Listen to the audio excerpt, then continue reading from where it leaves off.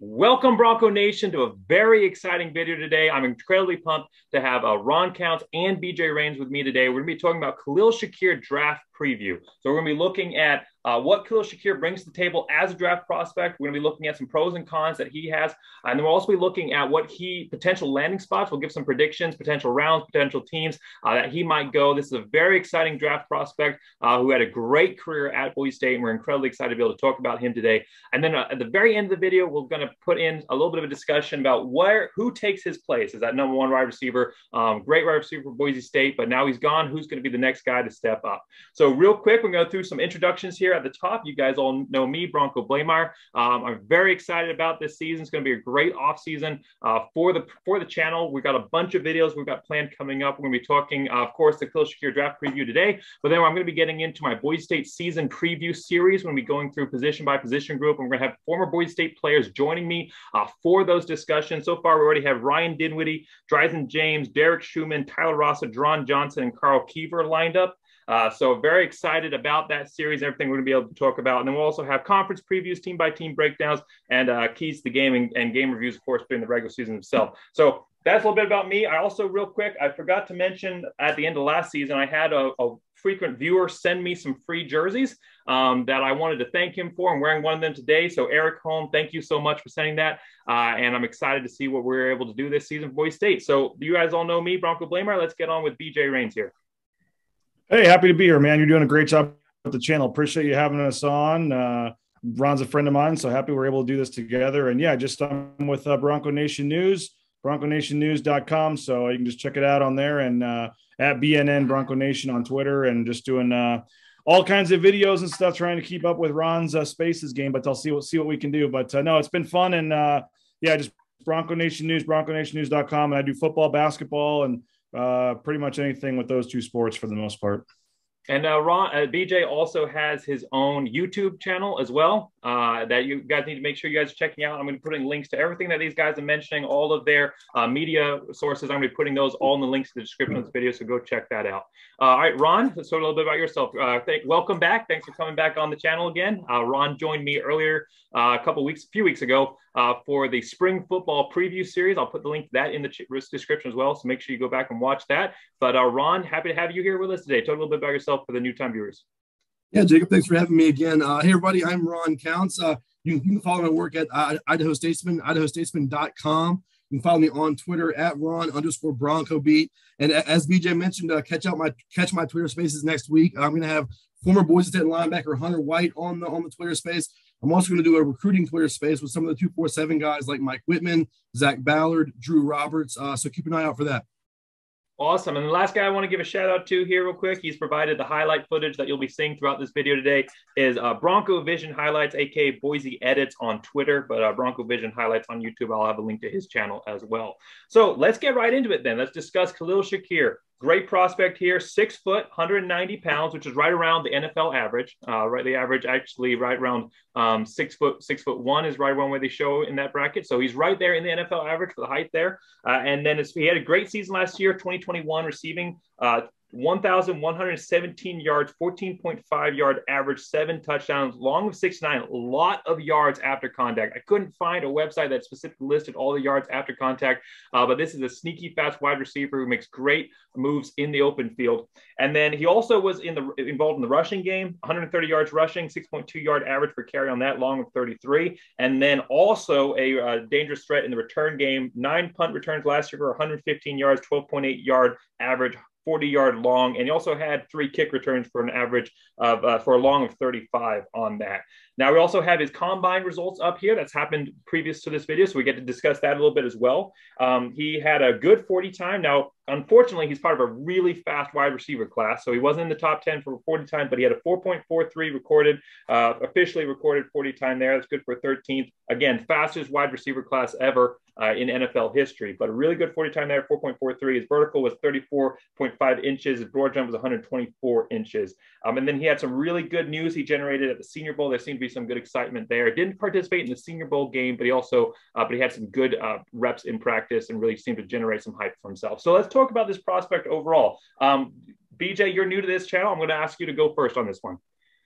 Well, I mean, I think Ron would echo this. First of all, he's one of the guys we enjoyed talking to, was always great with the media, was always, the guy that they would have come out there after the tough games or whatever. He was always willing. So from a personal level, rooting for him to do well, and obviously excited to see that he's off to a hot start. And I think he checks all the boxes. Obviously we can't say we know all about his personal life and things like that, but the times we've talked to him, he's well-spoken. I think he's going to do well in the interview process. Obviously he's a smart football player, so I think he's going to do well in the X's and O's and all that. Like I said, meeting with the teams, non-football stuff.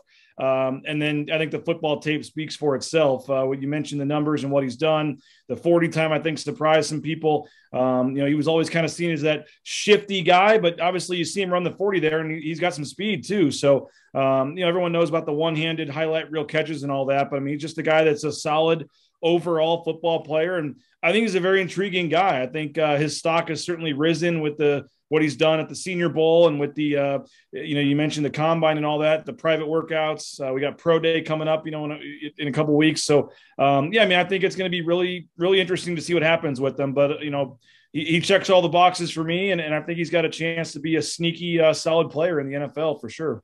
Now, this is a quote from NFL.com on the overview portion, and he says, referring to Khalil Shakir, he's a coach's dream, combining competitive nature, exciting versatility, and elite character on and off the field. And I just wanted to mention this because you were talking about that character that he shows on and off the field. In this kind of modern NFL where you have these high-profile draft prospects that don't necessarily have that high character and end up running into problems. Obviously, we're talking recently Calvin Ridley getting himself into issues with the gambling and getting knocked out for a season. And of course, there's multiple issues of NFL or examples of NFL players getting knocked out for seasons or being put on suspension or having team difficulty. How big an impact do you think that character, that personality has a role in what teams look at when they're starting to pick players? I think it's huge. I mean, I've never sat in an interview room with NFL teams, but I certainly, you hear a lot about that part of it, and teams fall in love with guys. And, I think Ron would agree. He was, like I said, always one of our favorite guys to interview, and he was not the guy you expected to ever show up on the, police records or things like that. He always was, always available for interviews, always was available for practice, played through some injuries, things like that. And, the last couple of years, the numbers speak for themselves. But, I think he is certainly a guy from the football side of things, whether it be the X's and O's, this football smarts, putting himself in the right position, between coverages, things like that. I think the interview process and the whole off the field part is going to be a huge asset for Khalil Shakir's draft status. I would agree with that. I mean, he's for an amazing athlete. He's one of the most humble athletes that I've ever met. I'll never forget him being so willing to play in the bowl game that never happened, but he had nothing to prove in that game. He already had an amazing career. He didn't have to play in that game. So everyone talks about how amazing he is on the field and off the field. Humble is the word that we've heard 1,000 times when it describes Khalil Shakir. And that's huge because you look at his numbers, number 5 all-time in program history in receptions with 208. Number 4 all-time with 2,878 receiving yards. Number 9 all-time with 20 receiving touchdowns. I mean, the man has no reason to be humble. He's a shifty, sudden athlete. He runs really, really crisp routes. I have to admit, I was shocked by his 40 time at the combine. I always saw Khalil Shakir as a guy that played faster than he would test. And when he ran that 4.35 on his first attempt, I mean, I was blown away there. So I think that was great. His broad jump was good. His vertical was good. His 3-cone was okay for a slot receiver, but he just runs such crisp routes. He has great hands. I mean, we've almost never seen him drop the ball. And he's got things you can't coach. He's got those instincts. You can't coach a guy how to go up and win a 50-50 ball. You can't coach a guy how to go up between 3 defenders and snag a ball with one hand. That's instinct. So he just has that. And Boise State's always had those highlight reel wide receivers, those guys that can go up and make the incredible plays. But I don't know if I've ever seen in one season so many one-handed grabs as I did with Khalil Shakir. It is something that the draft preview articles mentioned, is that he is an exciting player to watch. And that has a big impact as well, I think, is the excitement factor and what it can bring to a team, especially some of these NFL teams that are trying to increase and build those fan bases as well. So I think that that is another important factor when we talk about Khalil Shakir. Let's talk about some pros and cons, what he brings to the table here. So I'll lead off on this. Some pros that I was looking at. Game intelligence. You kind of already talked about already with that route running. I was also blown away by his 40 time, that 4.35, because I always looked at him as someone who was great in the open field, was great with his route running. That's what he used to get the edge. But obviously he also had some really good speed as well. And we saw that in some of his breakaway runs as well. But really good route running, knowing what the moment needed, always being there, always being able to position himself so that he was that reliable target. I mean, over 1,000 yards, only receiver to go over 1,000 yards last season. I think the next closest was, Cobbs with 443. I'll talk about him later. But obviously always putting himself out in that position and especially important with a quarterback group or a offensive line that isn't necessarily the best in the country, and definitely let some pass rushers through there, being that guy that can go out and make those big catches. I think that's important when you talk about draft prospects. A lot of these teams that are drafting high don't have the best offensive lines. They don't have they need guys that are able to get out in the open field and make those quick catches. And Khalil Shakir is one of those guys that brings that to the table. Second here is his competitive nature. We've kind of already talked about it. He always played like the scoreboard was 0-0. I mean, I remember the BYU game when we were getting crushed at home in 2020, and Avery Williams and Khalil Shakir, that entire game played like the score, like we were only down by a touchdown and could win it at any point. And that really popped out to me. Like, this is a guy who's never going to quit. And then the last one here is, I kind of already mentioned it, but it's open field running ability. I mean, it's a big bonus for a young player, especially in the NFL. You're getting guys that are being drafted here in their rookie season. They're not necessarily going to be that number one threat. They're kind of going in more that slot receiver role, maybe a number 4, kind of like we saw with Cedric Wilson a lot during his career early on. And they're going to be getting those dump passes, and they need to be able to make those big moves in the open field, or with that extra speed, be able to make that over the top pass. So that you're kind of looking early on, you're looking at a guy who can make those short plays or who's able to make the burnout over the top. And obviously he shows the speed here, but I think definitely in the open field, he's going to be that guy that can go out on the screen pass or go out on the quick dump off and make the big play. And of course, big thing we always talk about with rookies is being able to contribute in special teams and catch coaches' eyes right away. And obviously this is the guy who can go in there and make some big plays on special teams and be kind of a dual versatile wide receiver there. Ron, how about you lead off here with some pros about Khalil Shakir, and then we'll go BJ, and we'll talk about some constant things that he can maybe work on coming into the NFL. Yeah, I would just begin with his suddenness. I was talking to Jerron Johnson about this last week. I asked him what made Khalil Shakir stand out so much, and he said he's just such a sudden athlete. His first step, his first burst is so quick. He's in and out of his breaks faster than a human is supposed to be able to do that. He's just got that athleticism, and his route running is so crisp. He doesn't curl off his out routes. He runs the routes to the very precise moment, and that's what makes him so hard to defend. Beyond that, I would go back to his instincts. Again, you cannot teach somebody how to catch those 50-50 balls. It happened so often last year that Matt Miller calls them the moment of truth balls now. Doesn't even call it 50-50 anymore. And I'll go back to this year's BYU game where there was very literally 3 defenders draped all over him on the sideline, and he somehow still caught a pass. It's just, mind-boggling how he came down with some of these passes. I would say versatility for me. I know you touched on it, Jacob, but we're not calling him Christian McCaffrey, but I think that his ability to, line up in the slot, line up outside, he can come and take a handoff out of the backfield. I think his versatility could be a very nice, thing for an NFL team, in addition to everything that Ron and you both said. Those are all spot on, but I would say the versatility for me that I don't think he just has one role. I think you could use him in different ways. You mentioned the special teams ability as a returner. I think that's obviously very valuable as well. I think that, as you guys mentioned, the football smarts and what he brings to the table with his hands. He's not going to drop very many passes. You talk about the one-handed amazing catches, but you don't see too many that he just flat out drops it right to him. When you throw the ball Khalil Shakir's way, he's going to find a way to catch it. And I think, me and Ron were in the press box numerous times on 3rd and 8 where everybody in the building knew the ball was going to Khalil Shakir, and he still found a way to to catch it and get the first down a lot of times. And so I would just say his versatility, the reliability, I guess, just what you're getting out of him. And he's, just a very solid player. And when Khalil Shakir is on the field, what you're getting, and it's a heck of a football player.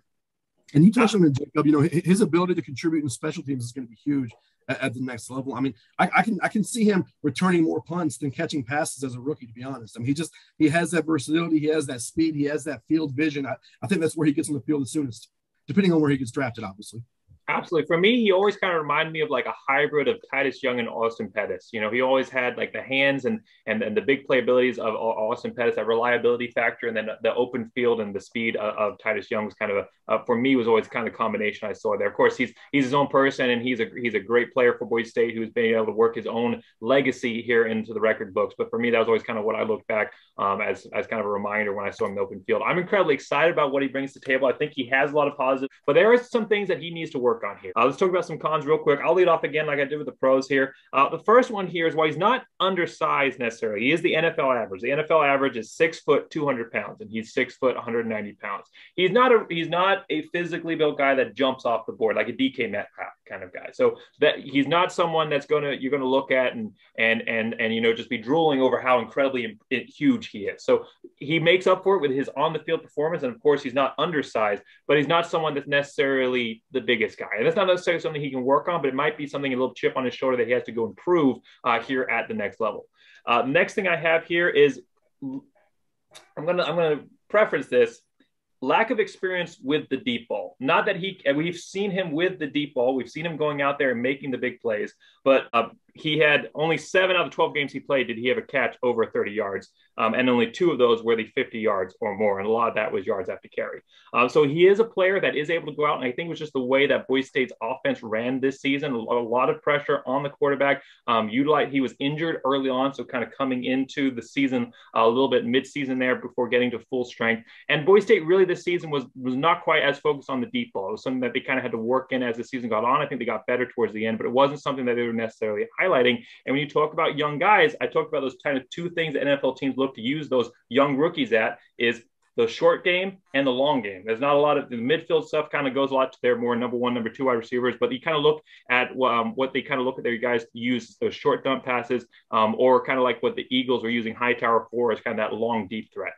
So he's not necessarily got that experience. I think it is something that's in his repertoire, but not necessarily that they have all the tape on. So we'll have to see what he is able to do here at the next level. And then the final one here, and it's not necessarily a big con, but obviously he's had some injuries, limited the first half of this season. We've seen Boise State players with some of those injury bugs that were kind of dropped the board on draft day. When Jay Ajayi, of course, his injuries were a lot more long-term with the knee stuff. But of course, Jay Ajayi, a guy that everybody thought was going to go high and then dropping to the 5th round.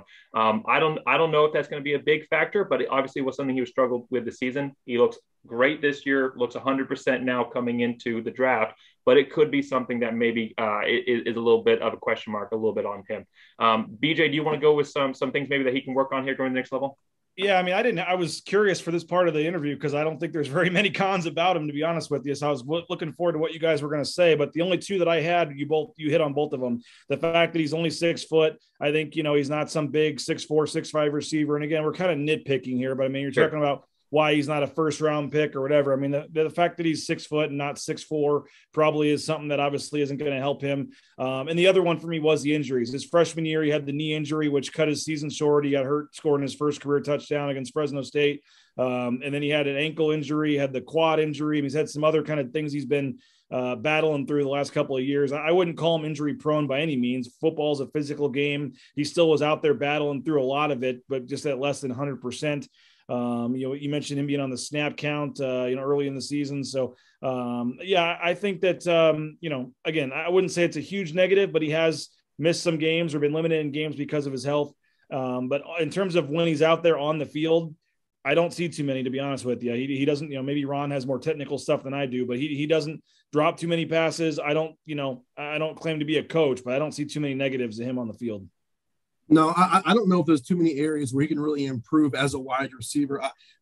As I was thinking about the cons, my first con was this perception of his lack of size. And you guys are right. He's not DK Metcalf. He's not 6'4". He's not 220, but he's a solid 6 foot. He's 190 pounds. He's well built. And I was talking to Dirk Cutter about this on Sunday. His lower half is so developed. I mean, he's so powerful in his lower half. He compared him to a receiver that the Falcons didn't draft, but signed as an undrafted free agent out of Virginia, Olamide Zaccheaus, who's a similar guy, under 6 foot, but almost 200 pounds, had a really productive career, and has had a great career in Atlanta the last 4 years. He's been the Falcons' 4th or 5th receiver on the depth chart. He's played some special teams. So I can see Shakir falling into that same mold. And then in terms of other cons that are going to affect him on draft day, I would just say the depth of this wide receiver class. There's so many good wide receivers in this draft. You look at Garrett Wilson and Chris Olave and Drake London, all have 1st round grades. Jameson Williams, from Bama, is going to go in the 1st round, even though he had the terrible injury in the national championship game. And then you have a guy like Treylon Burks, who didn't have a great 40 time, but he's physically impressive out of Arkansas. And even below that, you have Tyquan Thornton from Baylor, who ran a 4.21 40. I mean, there's just so many receivers in this draft. So I think that is what's going to probably be the only thing that keeps Shakir out of the first 2 rounds. And you kind of mentioned it already. We kind of talked about it already with how fast this class is. And you're right. This is an incredibly deep wide receiver class.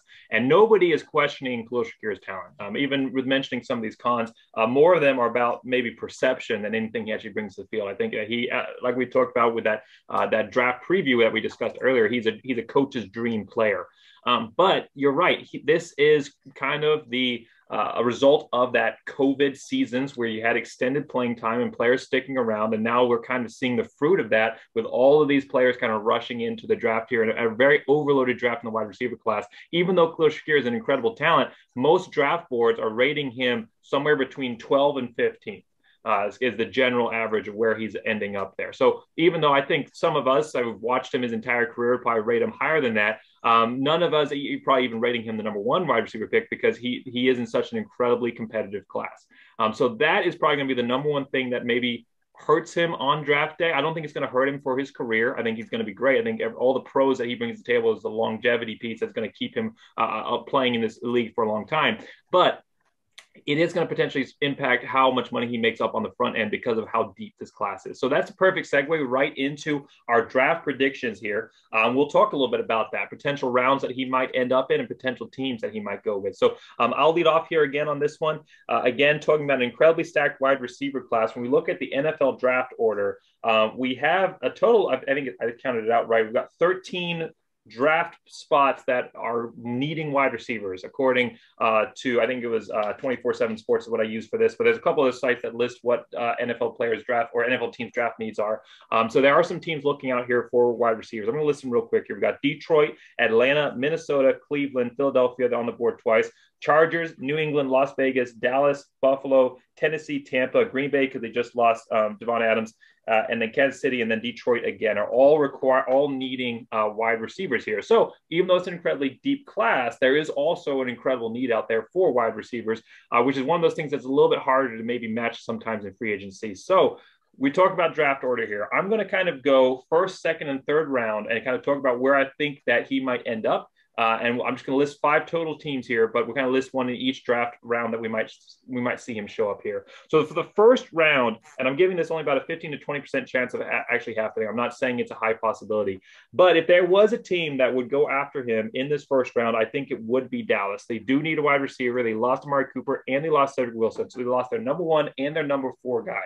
So while he might not be necessarily the guy they're going for their number 1 pick, he's definitely a guy who can contribute at that number 4, number 3 slot in a similar position to what Cedric Wilson was able to do throughout his career at Dallas. And then you add in the factor that it is Kellen Moore. I mean, this is a Boise State guy, not necessarily that he's going to be drafting just Boise State players, but he uses his offense is very Boise State-esque. I think we can agree on that the offense that he's using is something similar to what we've seen at Boise State. And I think Khalil Shakir would be a great fit into that. And then we talk about his versatility. I mean, Kellen Moore loves to use the players that are able to make the moves in the open space and able to even using down to those 3rd and 4th type of level wide receivers. I think Khalil Shakir fits perfectly into that. So there was a team in the first round that was going to draft him. I think it would be Dallas. Moving into the second round, which I think is a lot more likely. I think there's a really good chance he comes off the board mid to late in the second round here.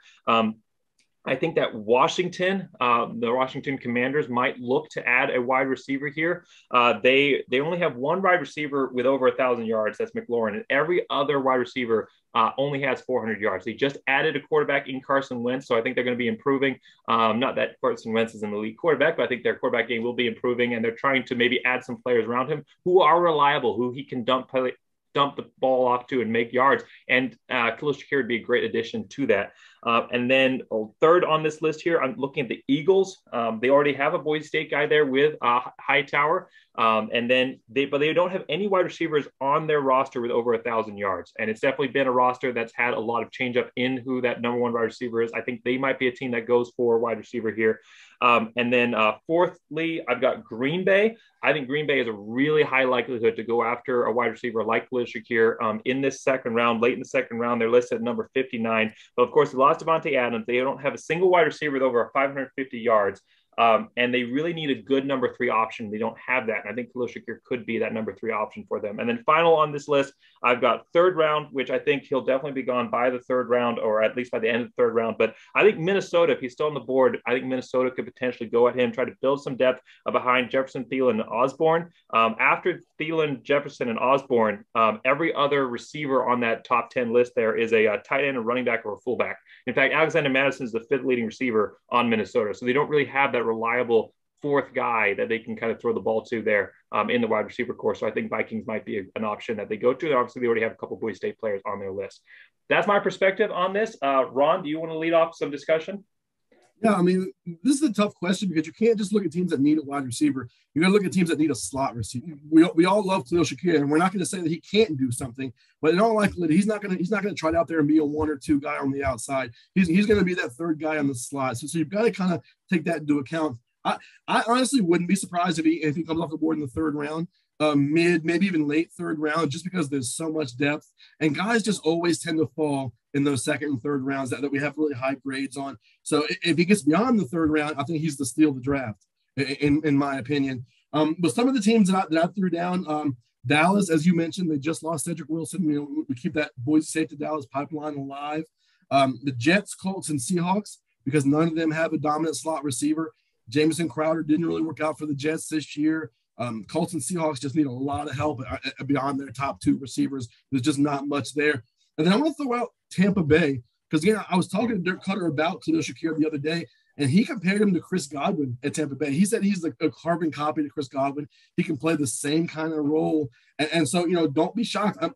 I saw a mock draft almost a month ago that actually had Khalil Shakir coming off the board in their 1st round to the Tampa Bay Buccaneers. Wow. I'm not saying that's going to happen. I'm not predicting that, but I wouldn't be shocked if Tampa Bay ends up with him. And you're right. Sorry, you're right. We have seen top wide receivers or top players for Boise State dropping in those rounds unexpected. Of course, we've already mentioned Jay Ajayi, but there have been others that have dropped we thought they'd be 1st round. They've gone 2nd or even 3rd.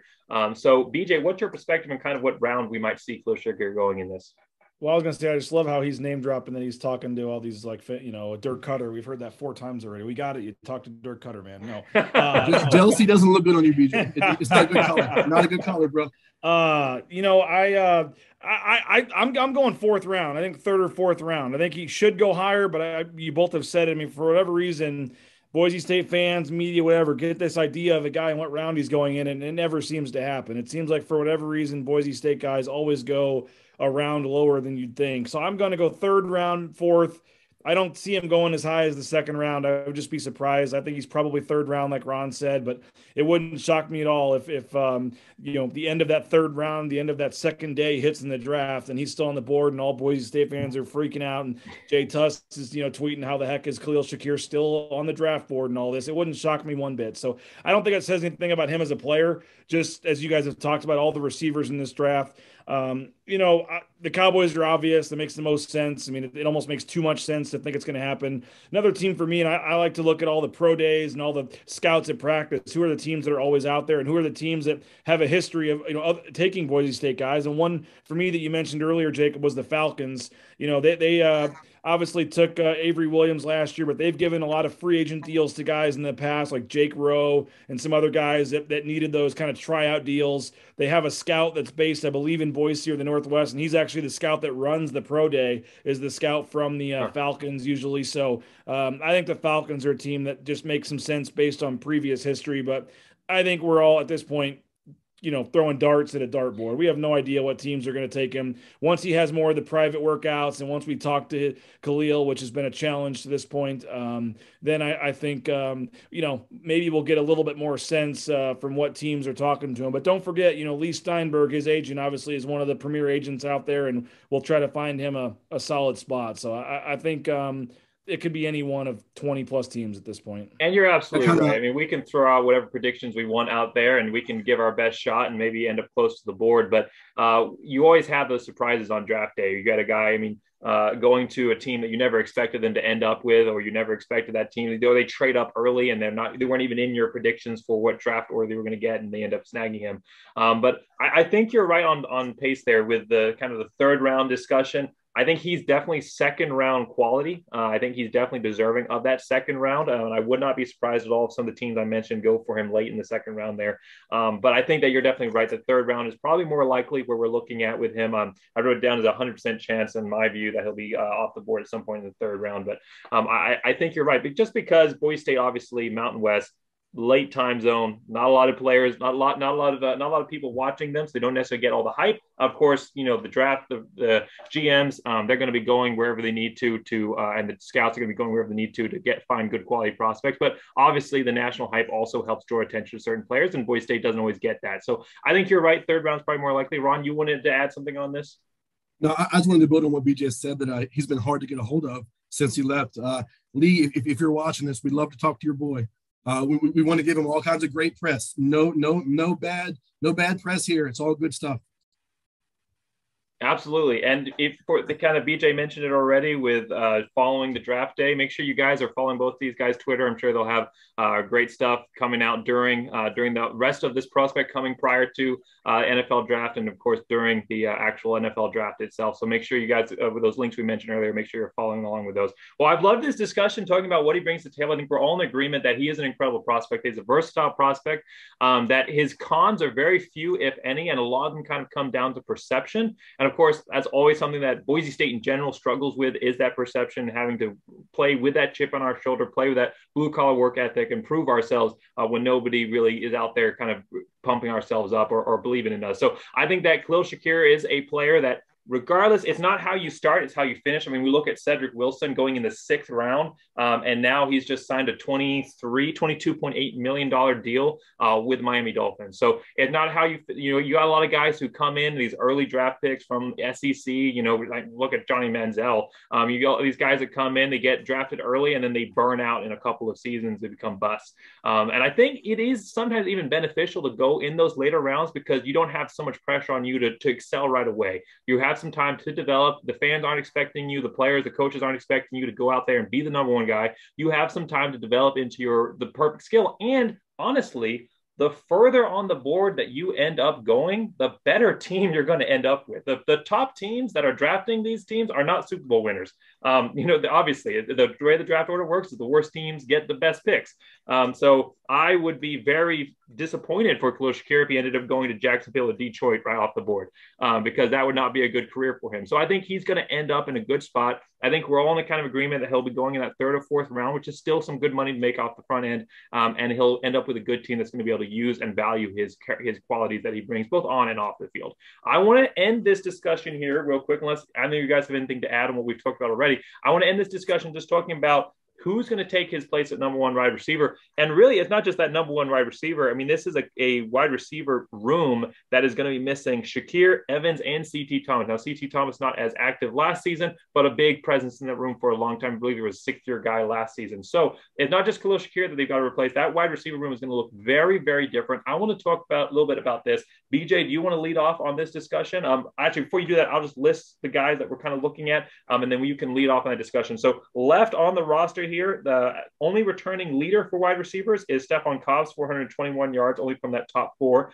We have Latrell Capels coming back, had 56 yards. Cutter and Bowens, both big play, were able to contribute last season with some big yardage, 160, 140 for Cutter and Bowens, respectively. And then we got redshirt freshman Eric McAllister, Ben Ford, and Caden Dudley. And then a new incoming recruit, we've got Keenan McCaddy, who might be a 6'3", 3-star who might be able to contribute. So that's kind of what we're looking at. BJ, let's hear your perspective on this one. Well, I mean, Cobbs is the obvious guy but he's got to stay on the field too. He's had some injuries and dealt with some ankle sprains and things. So, I mean, but Cobbs has a chance to be an elite player. We heard so much buildup about him, so much hype, almost that it was going to be too much to live up to going into last season. And then he pretty much, for the most part, lived up to it. He played very well last year, but he only played 9 games, obviously. So he's got to find a way to stay on the field. But I do think that's, one of the biggest storylines this season, because it's not just Shakir, it's Evans too. And Cobbs went out midway through the season, but I think Cobbs is the main guy. I think Capels is due for a big step forward. I'm excited to see what he can do. You mentioned Bowens. I think there's something there. But the one guy you didn't mention, Austin Bolt. I mean, he's the guy that I know fans love to talk about Austin Bolt, but it does really sound like when we were talking to Hank Bachmeier, Ron, I mean, he used some pretty high praise right away for Austin Bolt. So I try to not get too high into the Austin Bolt, brown paper bag society, where you have trouble breathing, you need help, because I don't know. Everyone loves him. They hype him up, but he hasn't done it yet. So, I mean, I want to try to temper the Austin Bolt excitement, because if he was that amazing of a player, we would have already seen him out there by now. So I don't know what has caused him from not being on the field. I know at tight end, he was obviously, a little lower on the depth chart. They're making the switch back to receiver. But he's the fastest guy on the team, or one of them. We see him on kickoff. He's always the first guy down there in the end zone. So, I mean, he's certainly got the speed. He's got the size. We've been waiting for 3 years now, whatever it is. When is he going to get his chance? Maybe this is finally it. And so I think Austin Bolt's a big guy. But I think, Davis Cutter, too. And I know I'm basically listing all of them, but I think Cutter does a lot of things. He's a solid guy. Obviously, a lot of the similarities to Shakir in terms of a smart football player, with his dad being a coach. So I think there's room for Davis Cutter to see an improvement in his game as well. But I think you're probably going Cobbs as the main guy, and then you have a bunch of guys right there probably in that secondary spot. And I know you already mentioned him a little bit, but do you see a lot of people you talk about Austin Bolt hype train, but a big, I think maybe even growing hype train is the Latrell Capels, or Capels, however you say that last name there. But I think that's an even more growing fan base there, saying, well, hey, he showed some really exciting moments. He has the speed. He has the tape from his high school playing days. Do you see him as a guy who maybe goes from 56 yards this year to being, number 2 threat next season? Yeah, I mean, he had 4 catches last season. So, again, he showed some things, but it's hard to take a guy that had 4 catches and say he's going to go to 30 or 40 all of a sudden. But I think he did show some things in his limited playing time. And, we talked to him, I think once or twice last season. And so, yeah, he's a guy that I think they are high on. But him and Bowens, I think, are kind of in that mix. And I know Ron, some of the redshirt freshmen, the guys that set out last year, you mentioned McAllister and some of those guys, that they're probably high on them too. But again, it's hard to project some guy that hasn't even played to all of a sudden be the number 2 receiver. So, but there's a lot of guys in there, and I think they're confident they're going to find 3 or 4 of them that are ready to contribute. But for me, it's Cobbs and then everybody else. As I think about this conversation, I think back to the regular season finale last year at San Diego State. I think we got a glimpse of the future wide receiver. Cobbs and Capels both had big games that day. Both of them had acrobatic catches. KHALIL Shakir-esque catches on the sideline. I think it starts and ends with those 2 guys right now at 1 and 2. And not only because they're great athletes, but their athleticism fits into what Tim Plow wants to do. Tim Plow doesn't necessarily need to stretch the field every play. He needs those quick, shifty guys that are going to turn a 5-yard catch into a 15-yard catch. He doesn't need a 50-yard bomb every play. So Cobbs, Capels, they're going to be 1-2, no problem. I'm really excited about Billy Bowens. He's a long guy. He's been here for 3 or 4 years. He hasn't had a lot of balls come his way, but he's going to get a lot of opportunities this year. And he's sneaky long. I think he's only 6'1" or 6'2" on the roster, but he's got really long arms. He has a chance to win some of those 50-50 balls. Davis Cutter is a guy who I think is going to play a really important role. I don't know what Davis is going to do stat-wise. Davis is another guy who's got a big body, but I don't know if he's the type of athlete that's going to separate on the outside. To me, Davis is a really smart football player. He's a leader, and he's a guy that you put in the slot on 3rd down and give him an option route. Tell him to find the soft spot in the zone, get to the sticks, pick up the 1st down. You trust him to do that. I'm going to throw a couple other names out at you guys. Ben Ford, Cole Wright, Caden Dudley. 3 slot receiver types, all 3 really shifty, really fast, really, really productive high school careers. I think those guys are going to see some passes come their way this year. And building on what you guys talked about with the Austin Bolt hype train, I'm going to drop another name here, but I talked to Matt Miller about Austin just last week, and he said Austin had been doing amazing in practice. Now, Austin's been hurt, so Austin was healthy for the first 2 practices in the spring. He's been hurt for the last 4 practices. He hasn't really done much at all. But he's in that position where he's going to be a receiver. He saw some time at tight end. He saw some time at even defensive end last year, but he just doesn't have the body type to play those positions effectively. He doesn't have the frame to put on 30 more pounds to be able to block a defensive end as a tight end. He just doesn't have it. He has the athleticism to be an amazing outside receiver. And I think he's going to see a lot of balls come his way this year. He's another guy who had a chance to make his first career catch at that San Diego State game. He had a deep ball that he just couldn't grab. I think he's going to see a lot of those this year. And he is. Apparently, he's an amazing basketball player. The rec league had to change their rules and stop allowing dunks because he broke a rim in the rec center. He's one of those guys. So I think he's going to see some passes. And I'm really curious about Eric McAllister. Boise State needs a big body receiver that's going to win those balls on the outside, and McAllister's that guy. Now, is he the athlete that KHALIL Shakir was? We don't know yet. His high school film's good, but that was against high school athletes. What we know is he's 6'3", 215, 220 pounds, and he can at the very least box some guys out and win some of those balls. So they need, whether it's Bowens, whether it's Cutter, whether it's McAllister, they need one of those big body receivers to step up and win some balls on the outside and win some balls in the red zone.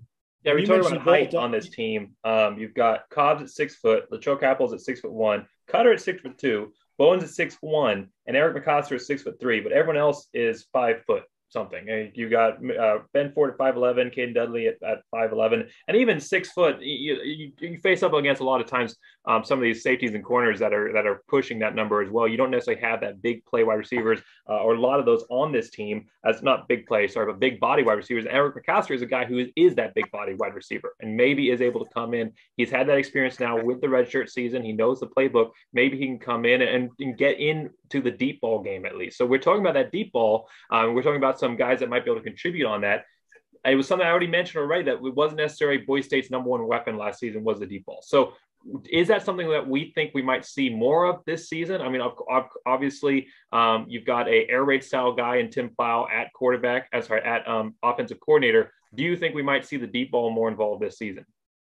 I think only if it's in the natural flow of the offense.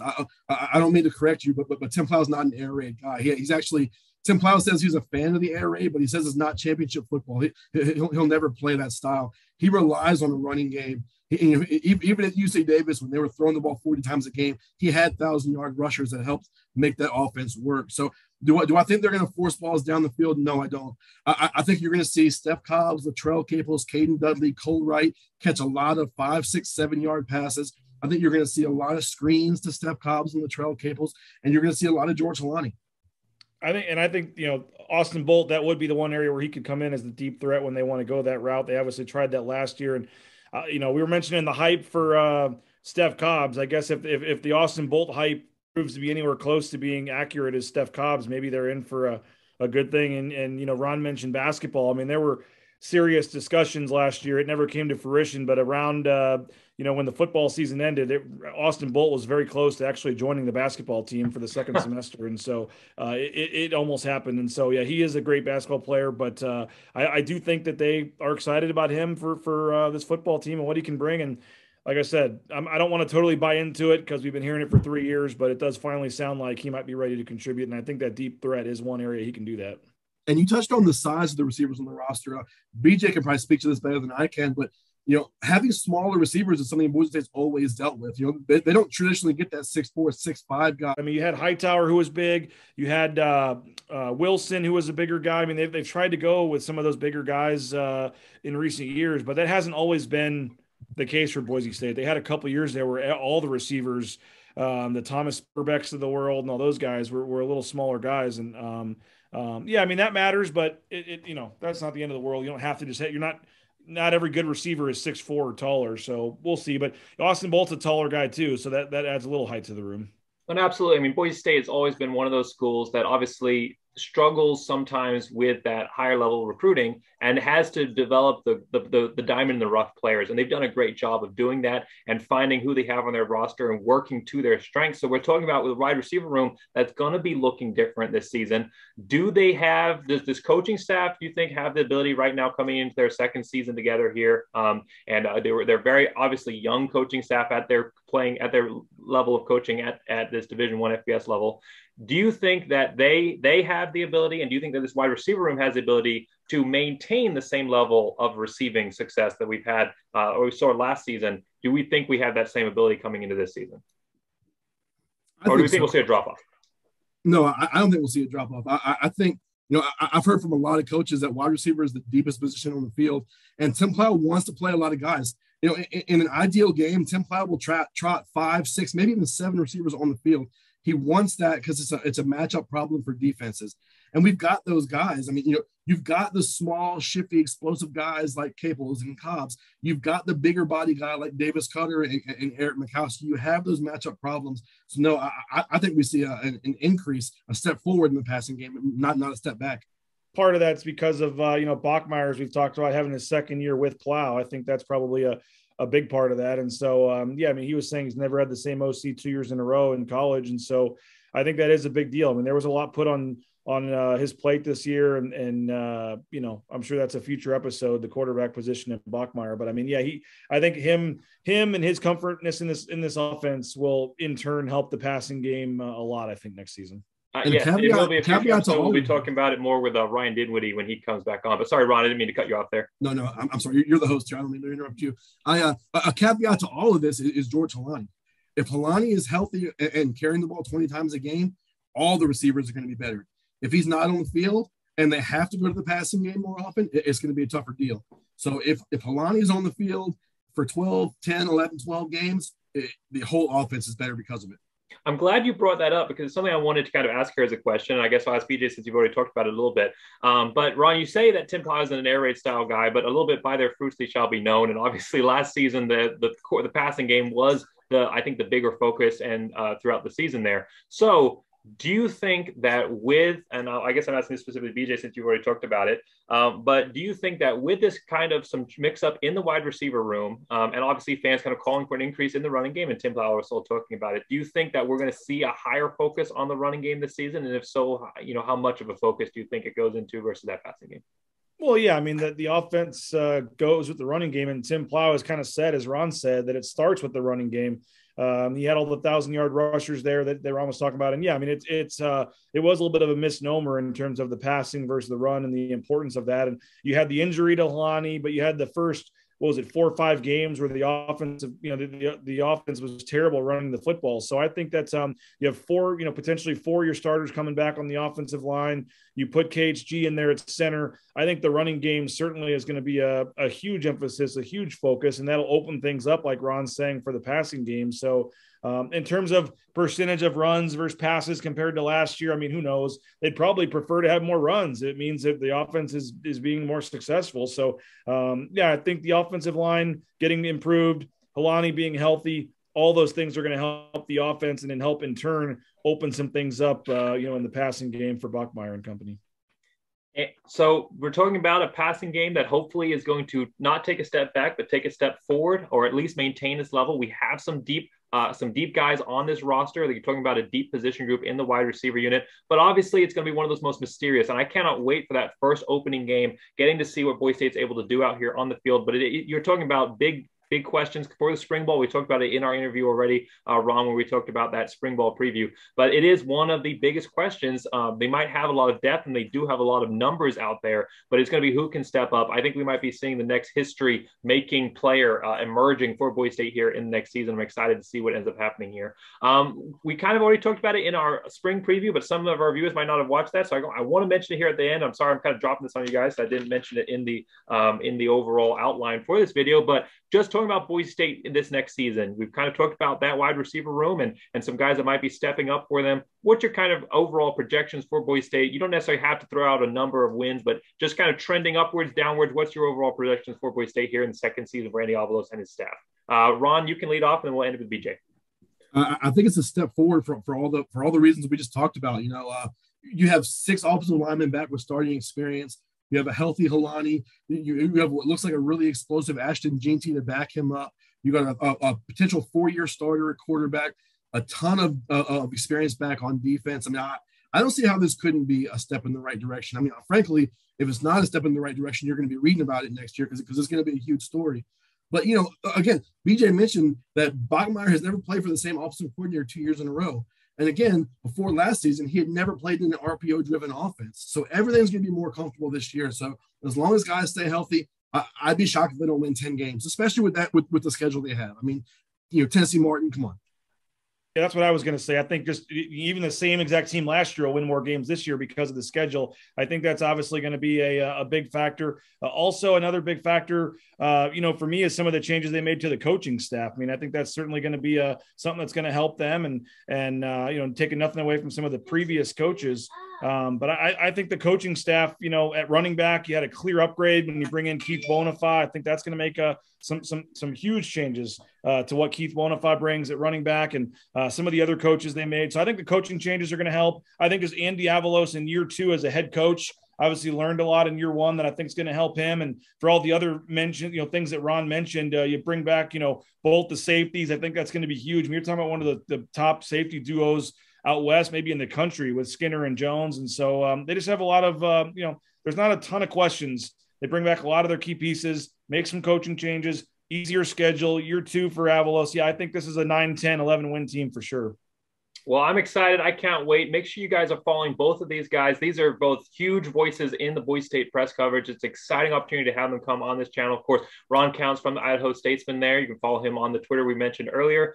Should be Ron_Bronco Beat. Make sure you're looking him up on Twitter. And then, of course, BJ, awesome to have you on Bronco Nation News, both the website first, and then you also have his YouTube channel as well. If you're throwing links in there. And then he is just tweeting constantly. I can hardly keep up with how much of it. I like your high-tech graphics, by the way. I like the high-tech graphics, by the way, there. You write it on the whiteboard in the background. Right, yeah. Yeah, obviously, a little younger to the game here and starting out, but hopefully at some point getting up to the level of these two guys, it's definitely something to shoot for. But it's been awesome having you guys on the channel here, because you guys have both been guys that I've been watching for a long time and reading your stuff, and I'm excited about the new developments you got going on Bronco Nation News there, BJ. So it's awesome to have you guys on the channel, because you've kind of been my sports coverage idols here for a while. So it's awesome to have you guys both on. So thanks so much for coming on here.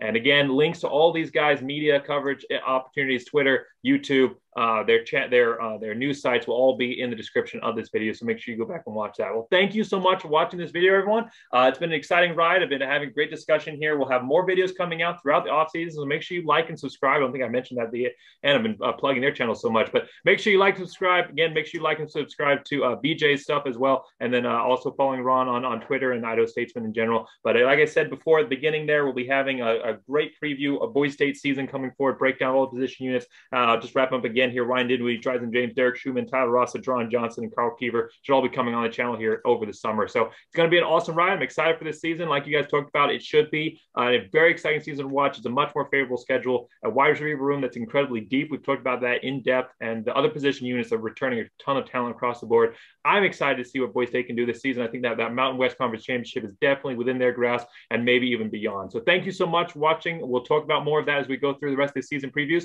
But again, make sure you like, subscribe, and as always, go Big Blue!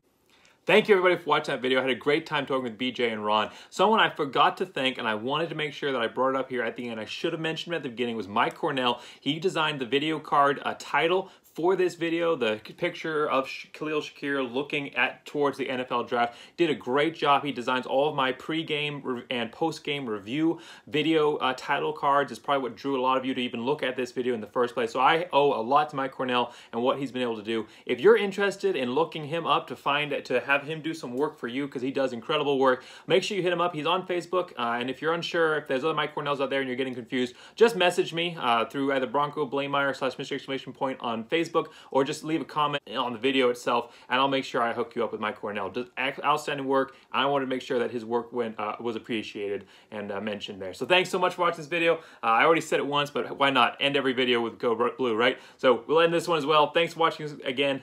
Make sure you look Mike Cornell up if you're interested in his stuff. And as always, Go Big Blue!